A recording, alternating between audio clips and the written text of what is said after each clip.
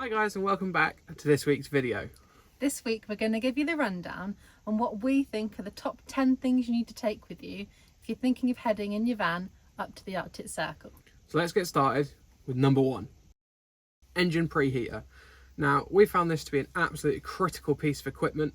In minus 25, your diesel engine's either not going to start or it's going to really struggle to get going and, to be honest, massively deplete your battery.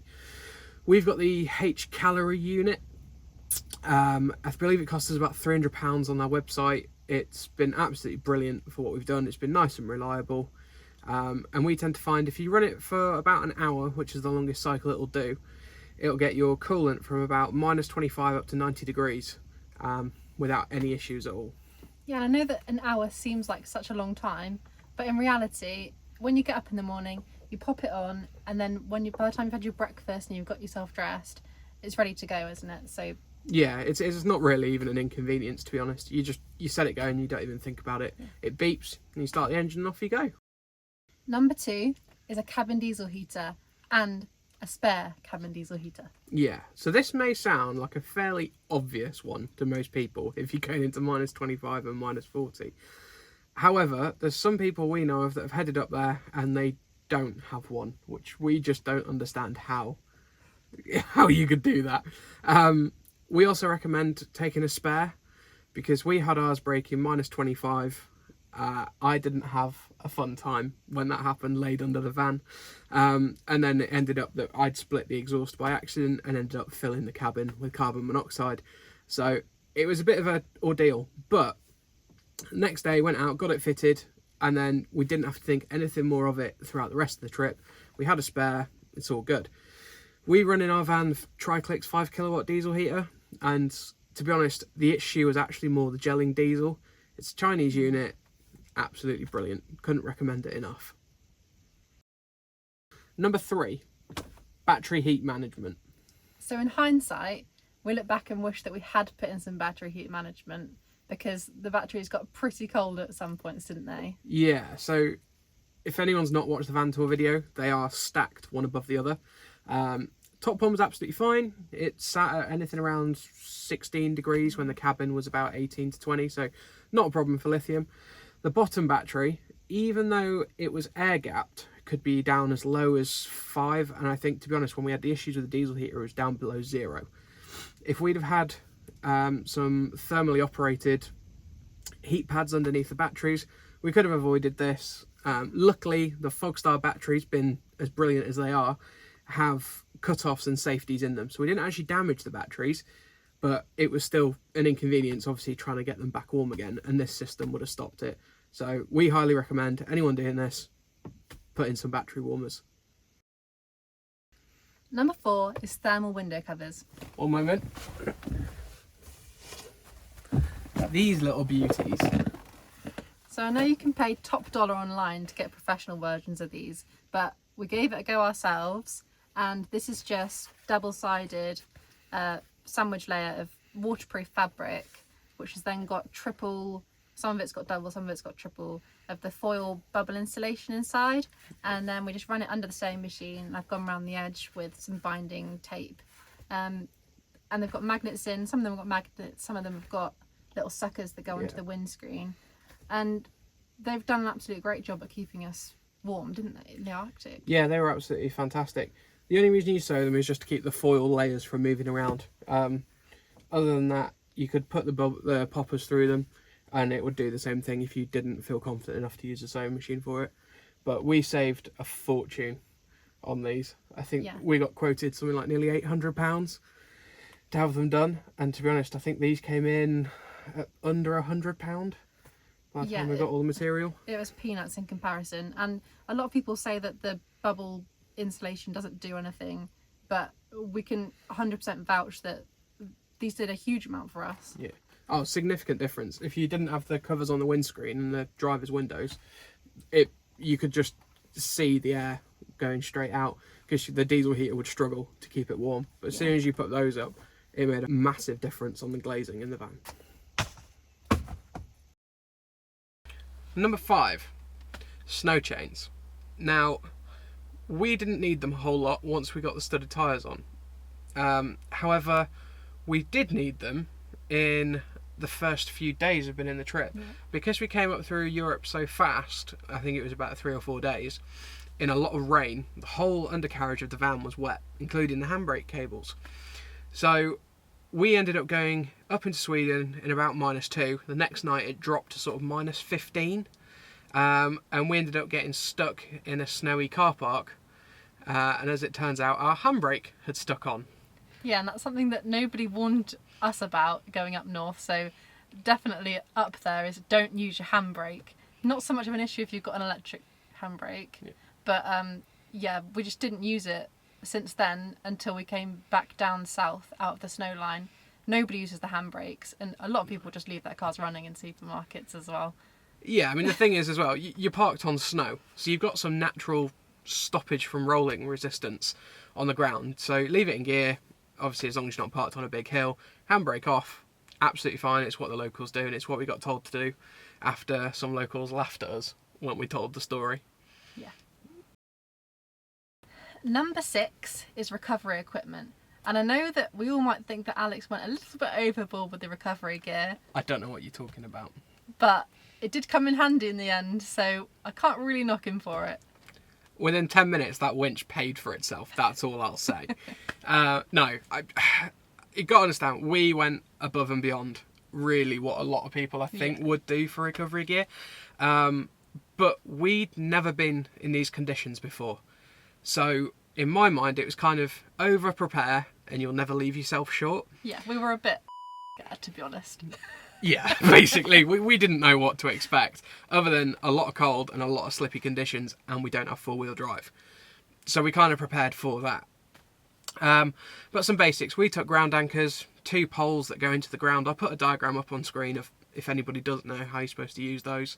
Obviously, we fitted the winch. That was seeming like a bit of a luxury and an ornament until it pulled us out at Asher Marie. So yeah, if you wanted to fit one of those, I'd highly recommend it. It's a lot of fun to play with, but it can. In hindsight, it was kind of nice to had to use it, because otherwise we would have come back and been like, well, that was pointless. So yeah, at the end of the day, it was kind of nice that we got to use it. Yeah, definitely. But no, some basics. So take some strops. Most locals up there have got 4x4s or something capable of pulling you out. Have half the battle solved. Take your own recovery gear. You can get some strops. You can get them rated for well over the weight of most of these vans. Most 4x4s will do enough just to tug you out of whatever you're stuck in. But be prepared. You've got to understand you're going into somewhere that's potentially life-threatening as far as temperatures. Go prepared. Go with the ability to sort yourself out as much as you can. We took a turfer as well, which if anyone doesn't know what that is, it's basically a manual hand winch like that. Just so if you needed to pull the back end over or anything like that, you've got the ability to try and resolve these issues. Because you've got to think as well, although the temperatures are cold, it's so remote up here. Yeah. I mean, we drove up the E4 and we didn't see anyone for a couple of hours, was it? At least, yeah. So you could really be on your own, which obviously if you've got diesel heater going and you've got food and water, it's not too much of a problem as long as you're not in a precarious position. But obviously the ability to get yourself out, all that kind of stuff, just means you can get on with your day faster, really. Yeah. And of course, if there's a big storm and you get stuck in that storm, it could then take an additional so many other hours for the recovery to get to you. And you won't be a high priority because they know that you're safe and warm in your van. So yeah, you will be, compared to a family sat in a car, if you're in a camper van, you'll be a lower priority on the rescue list. And the distances they've got to cover, hours, sometimes even into the next day for recovery. Yeah. So the more you can do just to try and sort yourself out, puts you in a better place, really. Number 7, warm winter clothing. So we just base this on layers and try and get everything as wool based as possible. Yeah. So a good pair of merino long thermals, multiple pairs if you can. Wool socks. We had a multitude of thin merino socks, thick socks, so we could layer up. Fleeces. Basically anything that's thin and can dry quickly. Yeah. And sort of keep you going through clothes. Obviously, if you wear stuff like hoodies and things like that, it holds on to moisture. So the other issue up here, isn't it, is when you sweat. Yeah. Because the moisture then stays in your clothes. You've then got minus 25 trying to get in through your layers. Yeah. And it can be super dangerous. Yeah. And we brought, to go on top of our fleeces and stuff, some really thick winter parka coats that were down-filled, didn't we? And at times these were too much, and really we could have done better with a thinner coat and maybe like a thin layer puffer underneath, just to think in layers, because we were too warm at some points, even in minus 20. Yeah, we were, definitely. So, yeah, layers, and you can always then easily regulate by taking layers off, putting layers on. Yeah, so the more you can build it up and take it off, the better you'll be. The other thing we found to be absolutely brilliant as far as sort of a clothing accessory is the pull-on spikes that you can put on your shoes. Yeah. Now, if anyone's going to go on your ass, it's going to be me. And I usually hit the deck pretty hard. But these just pull on. You can get them on Amazon. I think they were £10, something like that, for a pair. They pull over whatever boots you've got on, whether it's wellies or walking boots or anything like that. They're essentially just multiple little spikes in the bottom of the shoe all around. Locals have them. You don't even have to buy them on Amazon. You could find them in most fuel stations, I think, to be honest. They're everywhere. Yeah, most clothing, gift shops, all that kind of stuff. They all sell them. One thing I will say, be careful when you're going into shops with them on, because not all businesses obviously want you going in with really sharp spikes on their lovely floors. So just play that by ear. Usually there's a big sign on the door of the shop, isn't there, when you go in? Yeah. So it's not like you'll go in unnotified. There's usually a big sign. So just watch out for those if you're going to wear them. But they really stopped us from going on our ass a few times, didn't they? Yeah, they were brilliant. And it's just being polite. Like, we just took ours off before we went to shops, because it's just... Yeah, I mean, basically go with the assumption that you can't go into shops with them on. They're easy enough just to yank off. They're not... It's 2 seconds. Yeah. But when you're walking around the towns and all the cars have shined up all the ice nicely if you're going through a thaw, because the thaw will happen if you're up there for anything, I'd say, over 2 weeks. Yeah. You'd probably end up with a thaw, and at that point you'll experience the ice. And these just stopped that being a problem, and kept me from having any broken bones on the trip, which is always a positive. Yeah, and then just other things like gloves. So we bought a multitude of different thickness gloves, really thin base ones that can go under any gloves, then thick gloves, waterproof gloves, mittens. We probably over prepared, but again, we just didn't know what we were expecting. Yeah. So yeah, and then scarves, buffs, hats, proper trapper hats with the fur and the ear flaps. But yeah, just make sure you've got plenty of things to keep you nice and warm. Definitely.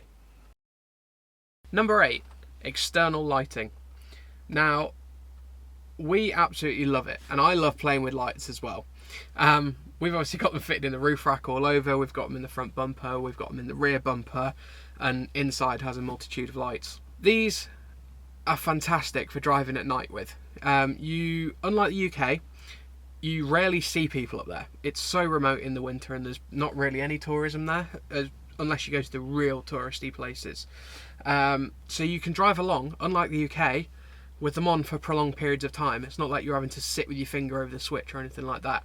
So it's really good from that point of view. The other thing is you do get wildlife running out. Now, it's a lot more common than the UK. Again, lack of people means many more animals are around. So you do have to have your wits about you, and to be honest, having the lights, having them pointing at the ditches, having them pointing far away. What we've done is probably a little bit overkill. Again, didn't know what we were getting ourselves into, but I'm glad we did, because to be honest, it saved us more than there was once. a few times when reindeer ran out in front of the van, and also they were super helpful for when you're trying to find a park up and you're going down unploughed lanes and into the forest tracks, and it just helps you to be able to really see where the edge of the road is so you don't fall off. Yeah, big thing is seeing where the terrain is. I mean, maybe if it was dark, we wouldn't have slipped off the road at Ash and Marie's. That's what I'm going to tell myself. The lighting would have saved us. But no, it makes a massive difference. Just to be able to have, as well, I like having it up on the roof, because you get to see sort of a bird's eye light on the terrain, and it picks up undulations more. So we found it invaluable, to be honest. And all the locals run it. Like, you rarely see a car that doesn't have aftermarket lights fitted on the front grille. Even the granddads are out there running them. It seems to be a competition of who can have the most lights. It'll be a family estate car like we'd get in the UK, and there'll be 6 massive rally lights across the front of it, or just a big 52-inch light bar across the roof. Some of them just cable tied to the roof bars, to be honest. There were some interesting attachment options, let's just put it like that. But it's used all the time up there. It's very commonplace. A bit strange, I think, when you see it at first.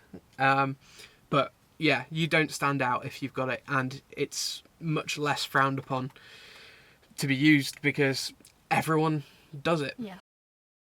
Number 9 is coolant. And I'll admit, I know nothing about this other than don't drink that bottle of thing that looks like Fanta Fruit Twist in the back. So, before we left, we dumped all the coolant out. We flushed all the fluids in the van, but we dumped the coolant out. We put in -45, I think it is, from memory, graded coolant, which I think we ended up with some still left in the coolant system. Because when we were at Ash and Marie's for, I think it was 3 days, we did have the coolant turn slushy. Now, one thing I will say is we prepared for -45 because it seemed like a stretch. When we were up there, Sweden had its lowest ever recorded temperature of -53. So I'd probably verge more on prep for -65, which is where the next sort of step is. So we ended up having to basically use a turkey baster to pull out 1.5 litres out of the header tank and replace it with 100% glycol, which seems to be readily available. Yeah. We just went to the local shop and they had coolant, which is, yeah, balmy considering that just doesn't happen in the UK. But yeah, so we went there, got that, turkey basted it out, put it in, let the van thaw in the sun because the preheater just wouldn't push the slush around, the pump wasn't strong enough. And that's not an issue, I will say, with it being a Chinese diesel heater. Alex from Mispronounced Adventures, he's had the same thing and he runs a Webasto. So it's not an issue with the cheap ones, it's just a problem. They're tiny pumps and the minute anything goes slightly viscous, they just don't like pumping it.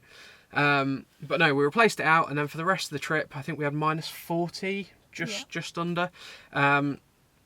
Absolutely fantastic, and we had no issues with the coolant going forward. So make sure you try and rate things probably more towards the end of -65, and then when you get -40s, you'll be absolutely fine and you don't have to worry about it. Our final one, number 10, tools. Now, things can and will go wrong up there, and it could be anything. We had a new thing every day, didn't we? Generally, it's just problem solving for the entire trip, because when things are down at those temperatures, they just don't like living, do they? No, like things don't work. plastic goes so brittle, and yeah, it's so much stress. And when you're driving over the washboarded ice on the roads, everything's jiggling around inside the van. It's just a lot of stress to put on your camper van. Now, one thing Jess mentioned was the washboards, which, if anyone doesn't know what they are, essentially, and it's generally Norway, groove in lines along where your tyres go. And it's to allow you to have extra grip. So if you're trying to hit the brakes or whatever, your studs dig in and it stops you sliding. However, it is like driving on your sink draining board at 50 mile an hour. The cupboards vibrate, cutlery vibrates, everything gets shaken to bits. And we had stupid things to fix on the trip, like cupboard catches had gone out of alignment and things like that. So we brought everything. I think when it comes to tools and going to the Arctic, there is no such thing as over-preparing. At the end of the day, you've built your van, you know how it works, and if you've got the tools that you built it with, obviously, to a degree, no one's about to put a table saw under the bed, but bring everything you can think of. Bring spare pipe fittings, bring spare connectors. We took a drill and all the fittings and bits to go with it. We took pipe cutters, we took extra bits of pipe. Obviously, you're going into freezing temperatures, so pipes are likely to burst, especially with it. We use John Guest on the van, so plastic pipes, expansion, all the rest of it. All plastic fittings. So we brought everything we could, including spare battery cables, which sort of falls in line with the tool stuff. So you really can't over-prepare, we don't think, when you're going down into -40, -45. It's brutal. It quickly became apparent that it wasn't a holiday, and it was more of an adventure. Like there was something every single day that needed fixing. There were small challenges mostly, and I wouldn't let it put you off. It's all part of overcoming it and getting 100%. on with your day. It's small things, but they're small things because you've got the tools. Yeah. If we didn't have the tools to adjust the cupboard catches to stop the doors flying open as you were going around a corner, things would have got quite annoying quite quickly. But because one evening you could just jump in with a screwdriver, quickly adjust it, it put a lot of problems to rest that otherwise would have built up. And then, obviously, it's a small space.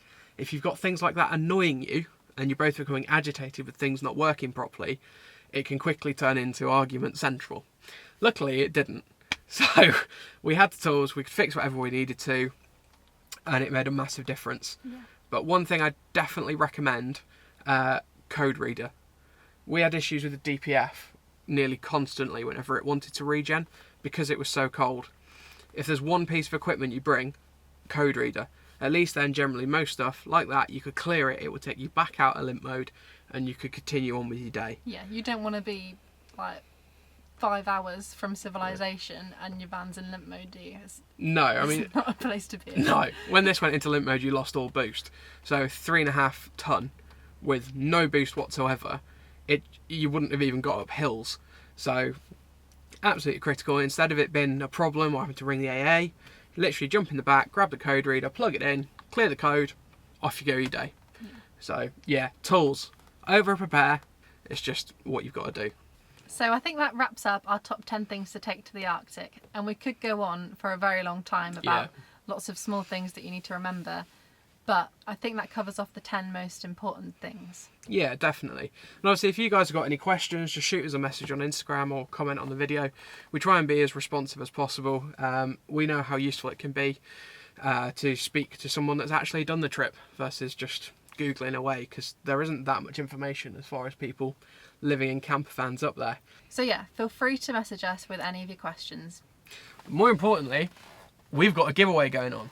So to celebrate us hitting 3,000 followers on Instagram, we're doing a giveaway that's worth over £100. There's all sorts in it, from a fire pit to Adventure magazine, which Norm features in, get on big Norm, to Wandering Soul Clothing, who are a fantastic affiliate partner of ours, who've supplied some clothing specifically for the giveaway.